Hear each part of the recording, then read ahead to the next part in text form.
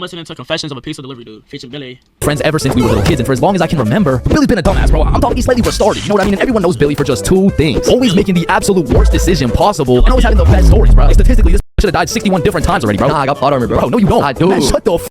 What the fuck? Now, this story takes place on February 14th, 2025, Valentine's Day. I'm gonna be so honest. This story is one of the craziest stories I've ever heard in my life, bro. So, wait, you swear to them that is real? It is. Say you swear. I swear, bro. On everything you love, the Valentine's story happened, bro. Everything I love, the Valentine's story really happened. It was a fine Valentine's Day night. Bob, Billy, and I were all some single dudes, except Billy had a little situation. You know, he was talking to a girl named Elise. And they would hang out from time to time, but it was a new thing, so they weren't really dating, and they were definitely not Valentine's. I don't know much. No real Valentine's shit, bro. Real no, bro. If you just start talking to a girl around Valentine's Day, bro, you don't really be doing shit.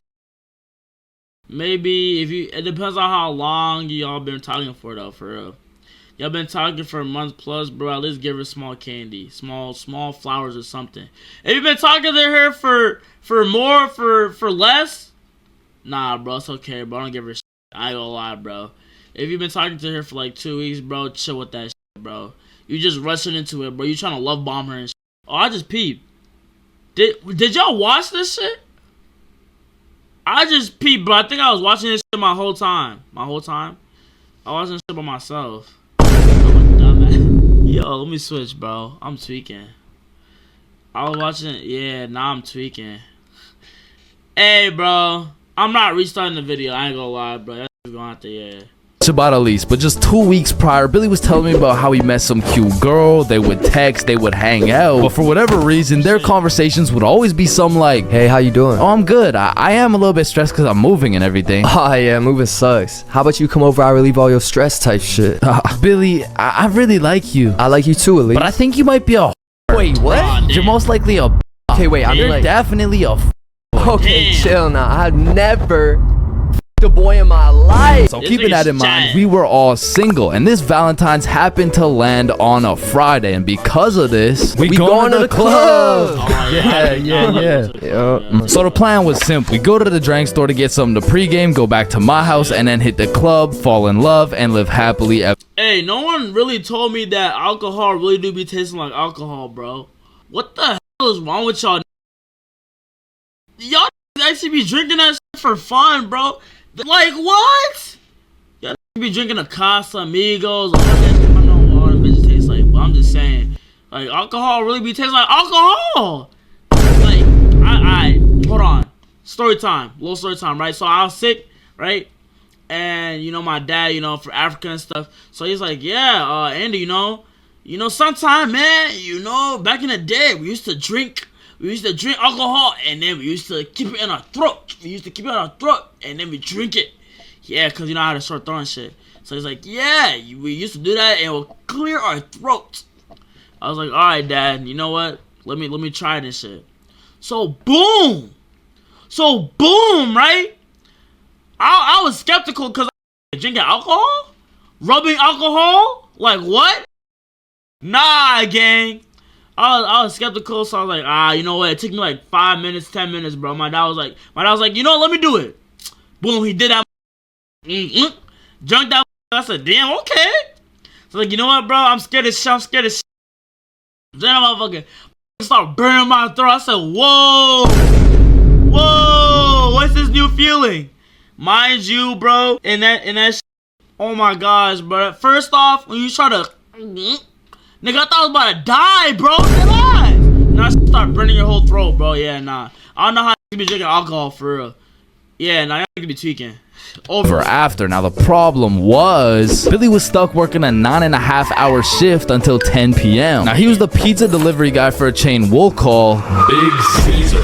So he's doing his thing, delivering those Valentine's pizzas. Well, me and Bob decided that we would go get the drinks now and meet Billy back at the crib once he's off work. So we hop in the car, we get to the drink store, and at this point it's 9:30 p.m. And so Bob calls Billy to ask what he wants. No answer. I call him. No answer. We both text him. Nothing. Now this was strange because Billy usually responds while he's working, but we shrug it off. We go inside the store and get Billy his go-to bottle, Hennessy. So we go back to my house and get to my room at about 10 p.m. and still no word from Billy. So we're waiting for a good 20 minutes and then I get a text message from Billy. Like, shit ever just happened. So I'm like, what happened? Bro, It's so crazy, I need to tell you in person. So Billy whips her over to my house, kicks down the door, and instantly starts breaking down the craziest plot I've ever heard, bruh. Yo, listen, this story takes place 1 hour ago. It was 9:30 p.m. and Billy was finishing up a long 9.5-hour shift with his very last delivery of the night, but the problem was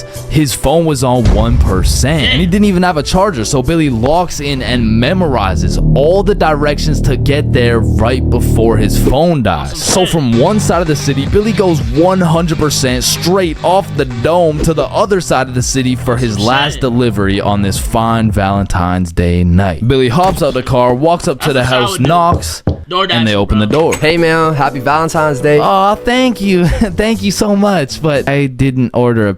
Oh shit, are you sure? Gerald, did we order a pizza? Fuck no! Yeah, no, we didn't order a pizza. I don't know. It says a Meat Lover's Pizza for 3516. Oh, honey, no, this is 34. 3516 is all the way around the back of the cul-de-sac. Oh, okay, thank you. Have a good night. So Billy's walking for a good 8 minutes to get to the back of the cul-de-sac where at last he finds 35. He walks up to the door, knocks, and a fine-looking woman in her 40s opens the door holding a vape, and Billy sees a little potential here. Hey, happy Valentine's Day, man. Oh, thank you. Of course, beautiful. How's your Valentine's Day going? You know, it's okay. Why is this okay? You ain't got no special plans? Well, on it, my husband's out drinking at the bar. So, bro, this was the perfect situation for Billy, bro. There's so many things he could say to make a move right here, and out of the infinite combinations of words he could put together. He says, well, a man's got a drink, you know? yeah, okay, yeah, well, anyways, here you go. Keep the change. Have a good one. Billy sold, bruh. He missed a wide open layup, and as he turns around to head back to his car in shame, Billy gets an idea, a genius idea if I do say so myself. So Billy turns back around, walks back up to the door, and knocks again. Hey, what's up? Hey, so my car, like the pizza car, is on the other side of the cul-de-sac, so if there's any way I could cut through, it would save me like 10 minutes. Yeah, of course, come in. And this just got his own rebound off the backboard, bro, but he only had 60 seconds on the shot clock to make a move, and so he starts breaking down that professional barrier. So, what's your name? My name's Angelina. What's your name? My name's Billy. Wow, you have a very beautiful name. And you have a very beautiful smile. Ah, thank you. Holy he was cooking, but they had made it to the basement, meaning he only has 30 seconds left before he's back to the cold, lonely outside world. So Billy cooks up yet another genius play. Angelina, I really hate to ask, but is there any way I could charge my phone real quick? Like, I just need to get it to like 5%. Of course, honey, sit down. It's no worries at all. This Billy did it again, bro. Now, I don't know if it's because she just wanted some human connection on his Valentine's night, or she was genuinely just being nice, but this motherfucker's now in a position where he's posted up on this woman's couch in her basement at 10 p.m. on a Valentine's night. Yo, what flavor is that? Oh, it's mango ice. It's my favorite. Damn. You think I could take a hit? Only if I could hit yours. Oh,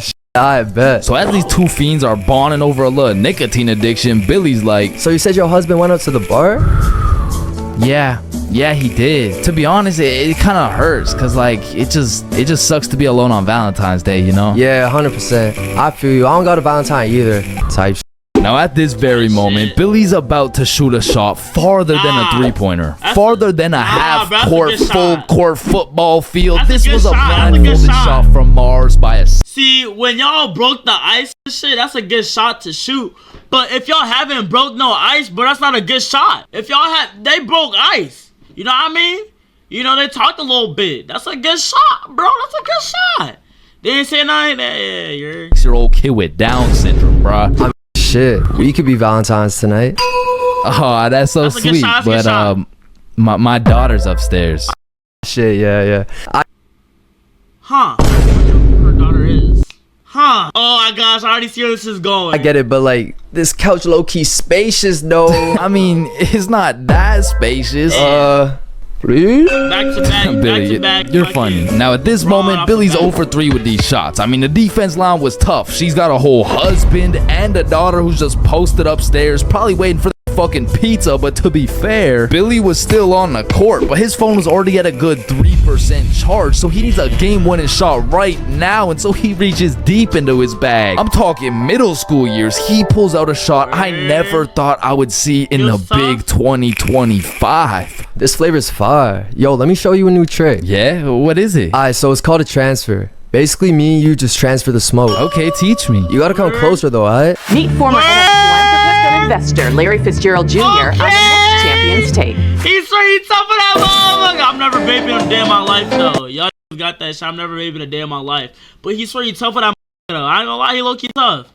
This Billy switched the shot, bro, against all odds. Just 15 minutes ago, he was some bum delivering a Big Caesar's pizza. I'm not gonna lie, me personally, I'm never taking that shot.